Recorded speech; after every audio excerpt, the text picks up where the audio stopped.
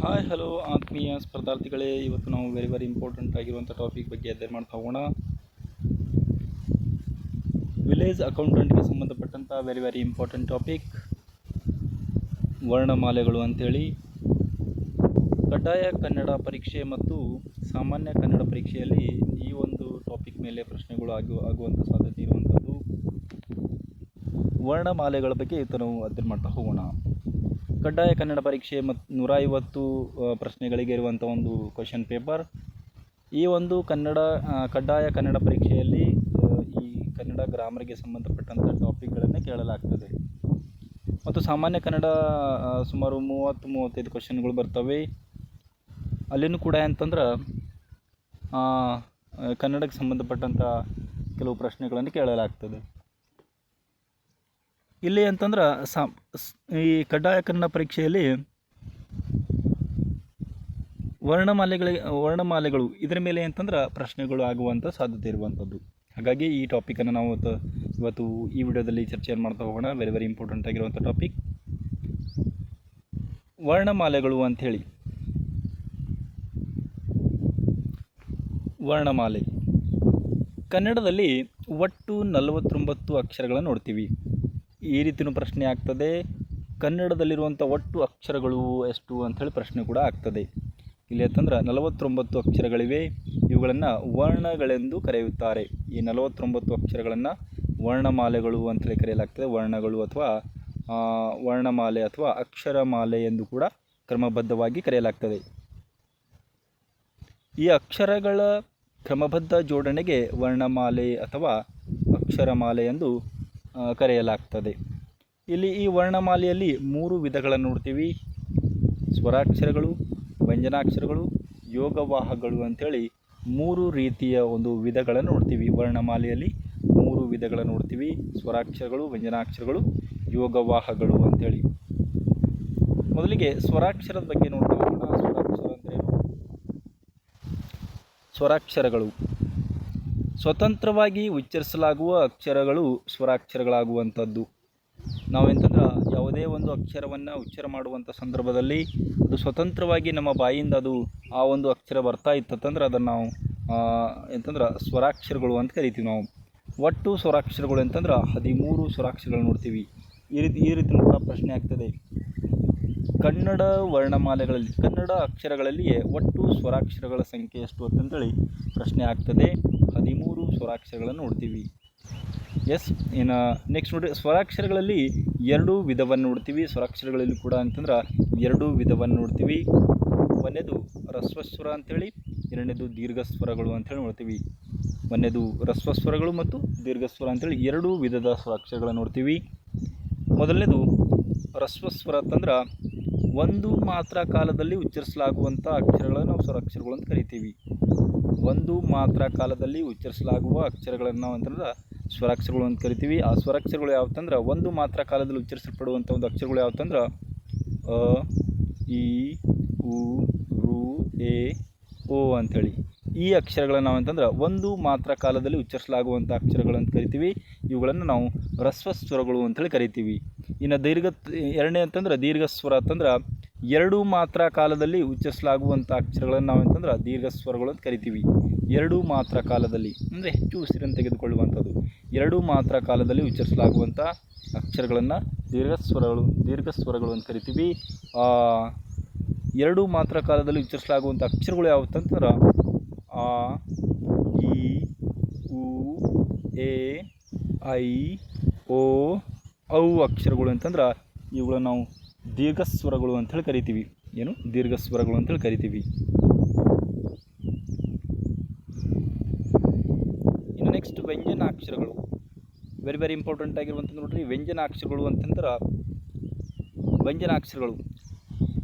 ಸ್ವರಗಳ ಸಹಾಯದಿಂದ ಉಚ್ಚರಿಸಲಾಗುವ ಅಕ್ಷರಗಳನ್ನು ನಾವು ವ್ಯಂಜನಾಕ್ಷರಗಳು ಅಂತ ಕರಿತೀವಿ. ಸ್ವರಗಳ ಸಹಾಯದಿಂದ ಈಗ ನಾವು ಅಂತಂದ್ರೆ ಸ್ವರಗಳು ಎಷ್ಟು 13 ಸ್ವರಗಳು ಅಂತ ನೋಡ್ತೀವಿ. ಆ ಸ್ವರಗಳ ಸಹಾಯದಿಂದ ಉಚ್ಚರಿಸಲಾಗುವಂಥ ಅಕ್ಷರಗಳು ನಾವು ಅಂತಂದ್ರೆ ವ್ಯಂಜನಗಳು ಅಂತೇಳಿ ಕರಿತೀವಿ. ವೆರಿ ಇಂಪಾರ್ಟೆಂಟ್ ನೋಡ್ರಿ. ಇನ್ನು ನೆಕ್ಸ್ಟ್ ನೋಡ್ರಿ, ಸ್ವರಗಳ ಸಹಾಯದಿಂದ ಉಚ್ಚರಿಸಲಾಗುವಂಥ ಅಕ್ಷರಗಳನ್ನು ನಾವು ವ್ಯಂಜನಗಳು ಅಂತ ಕರಿತೀವಿ. ಅಂತಂದ್ರೆ ಉದಾಹರಣೆಗೆ ಕ, ಪ್ಲಸ್ ಅ ಕ, ಚ ಪ್ಲಸ್ ಅ. ಇಲ್ಲಿ ಕ ಅಂತಂದ್ರೆ ಒಂದು ವ್ಯಂಜನಾಕ್ಷರವಾಗಿದ್ದು ಅದಕ್ಕೆ ನಾವು ಸ್ವರದ ಸಹಾಯದಿಂದ ನಾವು ಉಚ್ಚಾರಣೆ ಮಾಡುವಂಥ ಸಂದರ್ಭದಲ್ಲಿ ಅದು ಒಟ್ಟಾರೆಯಾಗಿ ಒಂದು ವ್ಯಂಜನಾಕ್ಷರವಾಗಿ ಪರಿವರ್ತನೆ ಆಗ್ತದೆ. ಕ ಪ್ಲಸ್ ಅ ಕ ಅಂತೇಳಿ ಈ ರೀತಿ ಅಂತಂದ್ರೆ ಒಂದು ವ್ಯಂಜನಾಕ್ಷರವಾಗಿ ಪರಿವರ್ತನೆ ಆಗ್ತದೆ. ಚ ಪ್ಲಸ್ ಅ ಇದು ಚ ಅಂಥೇಳಿ ಈ ರೀತಿ ಅಂತಂದ್ರೆ ನಾವು ಒಂದು ಅಕ್ಷರವನ್ನು ಸ್ವರಾಕ್ಷರದಿಂದ ವ್ಯಂಜನಾಕ್ಷರವನ್ನು ಸ್ವರಗಳ ಸಹಾಯದಿಂದ ಉಚ್ಚರಿಸಲ್ಪಡುವಂಥ ಒಂದು ಅಕ್ಷರವನ್ನು ಅಂತಂದ್ರೆ ವರ್ಣಮಾಲೆಗಳು ಅಂತ ಕರಿತೀವಿ. ಒಟ್ಟು ವ್ಯಂಜನಾಕ್ಷರಗಳು ಎಷ್ಟಂತಂದ್ರೆ ಒಟ್ಟು ವ್ಯಂಜನಾಕ್ಷರಗಳು ವೆರಿ ವೆರಿ ಇಂಪಾರ್ಟೆಂಟ್ ನೋಡ್ರಿ. ವರ್ಣಮಾಲೆಗಳಲ್ಲಿ ಒಟ್ಟು ವ್ಯಂಜನಾಕ್ಷರಗಳು ಎಷ್ಟಂತಂದ್ರೆ 34 ವ್ಯಂಜನಾಕ್ಷರಗಳು ನೋಡ್ತೀವಿ. ಇದು ಕೂಡ ಪ್ರಶ್ನೆ ಆಗಿದೆ. ಒಟ್ಟು ವ್ಯಂಜನಾಕ್ಷರಗಳು ಎಷ್ಟಂತಂದ್ರೆ 34 ವ್ಯಂಜನಾಕ್ಷರಗಳು ನೋಡ್ತೀವಿ. ಇನ್ನು ವ್ಯಂಜನಾಕ್ಷರಗಳಲ್ಲಿ 2 ವಿಧವನ್ನು ನೋಡ್ತೀವಿ. ವ್ಯಂಜನಾಕ್ಷರಗಳಲ್ಲಿ ಕೂಡ ಅಂತಂದ್ರೆ 2 ವಿಧ, ವರ್ಗೀಯ ವ್ಯಂಜನಗಳು ಮತ್ತು ಅವರ್ಗೀಯ ವ್ಯಂಜನಗಳು ಅಂತೇಳಿ 2 ರೀತಿಯ ವ್ಯಂಜನಗಳನ್ನು ನೋಡ್ತೀವಿ. ವರ್ಗೀಯ ವ್ಯಂಜನ ಕೋಷ್ಟಕ ನೋಡ್ತಾ ಹೋಗೋಣ. ವೆರಿ ವೆರಿ ಇಂಪಾರ್ಟೆಂಟ್ ಆಗಿರುವಂಥದ್ದು ವರ್ಗೀಯ ವ್ಯಂಜನಗಳ ಕೋಷ್ಟಕ ನೋಡ್ರಿ. ಕ ವರ್ಗ ಅಂತ ಕರಿತೀವಿ. ಕ ಕ ಗ ಗ ङ ಅಂತೇಳಿ ಈ ರೀತಿ ಅಂತಂದ್ರೆ ಕ ವರ್ಗ, ಚ ವರ್ಗ, ಟ ವರ್ಗ, ತ ವರ್ಗ, ಪ ವರ್ಗ ಅಂಥೇಳಿ ಕ ಚ ಟ ತ ಪ ಈ ವ್ಯಂಜನಗಳು ನಾವಂತಂದ್ರೆ ವರ್ಗೀಯ ವ್ಯಂಜನಗಳು ಅಂತ ಕರಿತೀವಿ. ವರ್ಗೀಯ ವ್ಯಂಜನಗಳು ಅಂಥೇಳಿ ಈ ವರ್ಗೀಯ ವ್ಯಂಜನಗಳು ಒಟ್ಟು ಅಕ್ಷರಗಳು ಎಷ್ಟಂತಂದ್ರೆ 25 ವರ್ಗೀಯ ವ್ಯಂಜನಗಳು ನೋಡ್ತೀವಿ. ಒಟ್ಟು ವರ್ಗೀಯ ವ್ಯಂಜನಗಳು 25 ವರ್ಗೀಯ ವ್ಯಂಜನಗಳನ್ನು ನೋಡ್ತೀವಿ. ಇದು ಕೂಡ ಪ್ರಶ್ನೆ ಆಗ್ತದೆ. ಇನ್ನು ನೆಕ್ಸ್ಟ್ ನೋಡ್ರಿ, ಈ ವರ್ಗೀಯ ವ್ಯಂಜನಗಳು ಉತ್ಪತ್ತಿ ಆಗುವ ಸ್ಥಾನಗಳಿಗೆ ಅನುಗುಣವಾಗಿ ವರ್ಗ ಮಾಡಿರುವುದರಿಂದ ವರ್ಗೀಯ ವ್ಯಂಜನಗಳು ಅಂತ ಕರೆಯಲಾಗ್ತದೆ. ಇನ್ನು ಅಲ್ಪ ಪ್ರಾಣಾಕ್ಷರಗಳು ಮತ್ತು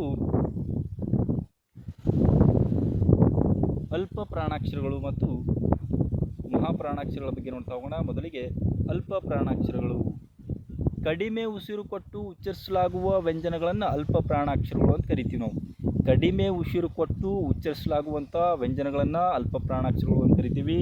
ಉದಾಹರಣೆಗೆ ಕ ಚ ಟ ತ ಪ, ಗ ಜ ಡ ದ ಬ ಅಂಥೇಳಿ ಈ ರೀತಿ ಅಂತಂದ್ರೆ ಕಡಿಮೆ ಉಸಿರು ತೆಗೆದುಕೊಂಡು ಉಚ್ಚರಿಸುವಂಥ ಒಂದು ವ್ಯಂಜನಗಳನ್ನು ನಾವು ಅಲ್ಪ ಪ್ರಾಣಾಕ್ಷರಗಳು ಅಂತ ಕರಿತೀವಿ. ಇನ್ನು ದೀರ್ಘ ಪ್ರಾಣಾಕ್ಷರಗಳು ಅಂಥೇಳಿ ಮಹಾಪ್ರಾಣಾಕ್ಷರಗಳು ಅಂತಂದ್ರೆ ಹೆಚ್ಚು ಉಸಿರು ಕೊಟ್ಟು ಉಚ್ಚರಿಸಲಾಗುವ ವ್ಯಂಜನಗಳನ್ನು ಮಹಾಪ್ರಾಣಾಕ್ಷರಗಳು ಅಂತ ಕರಿತೀವಿ. ಹೆಚ್ಚು ಉಸಿರು ಕೊಟ್ಟು. ಉದಾಹರಣೆಗೆ ಖ, ಛ, ಠ, ಥ, ಹ, ಘ, ಛ, ಠ, ಥ, ಹ ಇವೆ ಅಂತಂದ್ರೆ ಹೆಚ್ಚು ಉಸಿರು ಕೊಟ್ಟು ಉಚ್ಚರಿಸಲಾಗುವಂಥ ವ್ಯಂಜನಗಳು ಅಂತ ಕರಿತೇವೆ. ಇವುಗಳನ್ನು ನಾವು ಮಹಾಪ್ರಾಣಾಕ್ಷರಗಳು ಅಂತೇಳಿ ನಾವು ಈ ರೀತಿ ಅಂತಂದ್ರೆ ಕರೆಯಲಾಗುವಂಥದ್ದು. ಇನ್ನು ಅನುನಾಸಿಕ ಅಕ್ಷರಗಳು ಮೂಗಿನ ಸಹಾಯದಿಂದ ಉಚ್ಚರಿಸಲಾಗುವ ವ್ಯಂಜನಗಳನ್ನು ಅನುನಾಸಿಕ ಅಕ್ಷರಗಳು ಅಂತ ಕರಿತೀವಿ. ಮೂಗಿನ ಸಹಾಯದಿಂದ ಉಚ್ಚಾರಣೆಯನ್ನು ಮಾಡುವಂಥದ್ದು. ಉದಾಹರಣೆಗೆ ङ, ಞ, ನ, ನ, ಮ ಅಂತೇಳಿ ಈ ರೀತಿ ಅಂತಂದ್ರೆ ಮೂಗಿನ ಸಹಾಯದಿಂದ ಉಚ್ಚರಿಸಲಾಗುವಂಥ ವ್ಯಂಜನಗಳನ್ನು ನಾವು ಅನುನಾಸಿಕ ಅಕ್ಷರಗಳು ಅಂಥೇಳಿ ಕರೆಯಲಾಗುವಂಥದ್ದು. ಇನ್ನು ಅವರ್ಗೀಯ ವ್ಯಂಜನಗಳು ಅಂತಂದ್ರೆ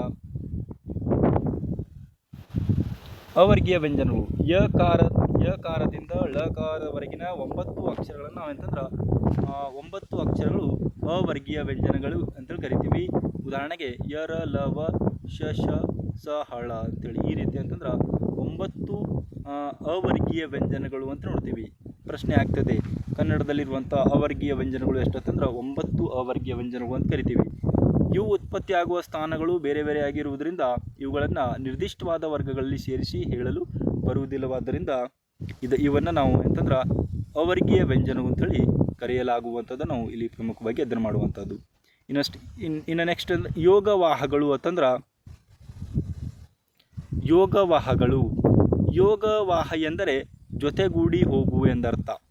ಯೋಗವಾಹ ಎಂದರೆ ಜೊತೆಗೂಡಿ ಹೋಗು ಎಂದರ್ಥ. ಇವು ಯಾವುದಾದರೂ ಒಂದು ಸ್ವರಾಕ್ಷರದ ಜೊತೆಗೆ ಅಂತಂದರೆ ಈ ಯೋಗವಾಹಗಳು ಯಾವುದಾದ್ರೂ ಒಂದು ಸ್ವರಾಕ್ಷರದ ಜೊತೆಗೆ ಕೂಡಿಕೊಂಡರೆ ಮಾತ್ರ ಉಚ್ಚರಿಸಲು ಸಾಧ್ಯವಾಗ್ತದೆ. ಉದಾಹರಣೆಗೆ ಯೋಗವಾಹಗಳಲ್ಲಿ 2 ವಿಧ ನೋಡ್ತೀವಿ. ಅನುಸ್ವಾರ ಅಂಥೇಳಿ, ಇನ್ನೊಂದು ವಿಸರ್ಗ ಅಂಥೇಳಿ 2 ವಿಧವನ್ನು ನೋಡ್ತೀವಿ. ಯೋಗವಾಹಗಳಲ್ಲಿ 2 ವಿಧ. ಇದು ಕೂಡ ಪ್ರಶ್ನೆ ಆಗ್ತದೆ. ಯೋಗವಾಹಗಳಲ್ಲಿ ಕೂಡ 2 ವಿಧ, ಅನುಸ್ವಾರ ಮತ್ತು ವಿಸರ್ಗ ಅಂಥೇಳಿ 2 ವಿಧ.